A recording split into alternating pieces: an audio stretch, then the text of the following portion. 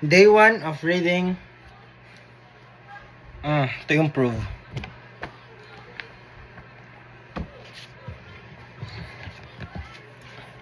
The spread of agriculture towards an example of the third law of behavior change on the global globe. Cut.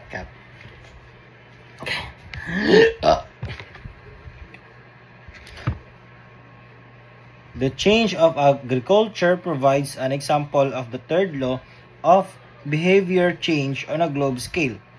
Conventional wisdom holds that motivation is the key of habit change. Conventional wisdom may be if you really wanted it. Motivation is the key to habit change. Nabuang naman ko eh. Break raw. Break raw.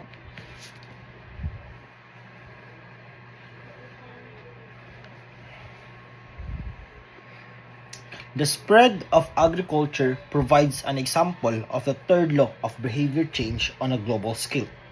Conventional wisdom holds that motivation is the key to habit change.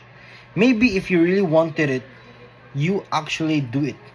But the truth is, our real motivation is that to be lazy and to do what is convenient.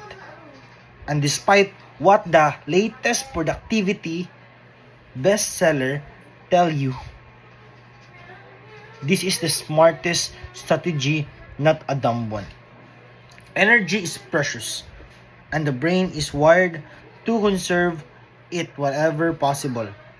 It is human nature to follow the law of least effort, which states that the deciding between two similar options, people will work, for example, expanding your farm to the east where you can grow some crops rather than heading to the north where the climate is different.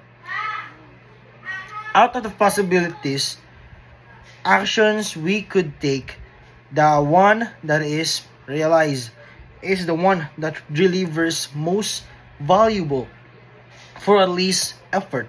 We are motivated to do what is easy. Every action requires a certain amount of energy. The more energy required, the less likely is to occur. If your goal is to do 100 push-ups every day, that's a lot of energy.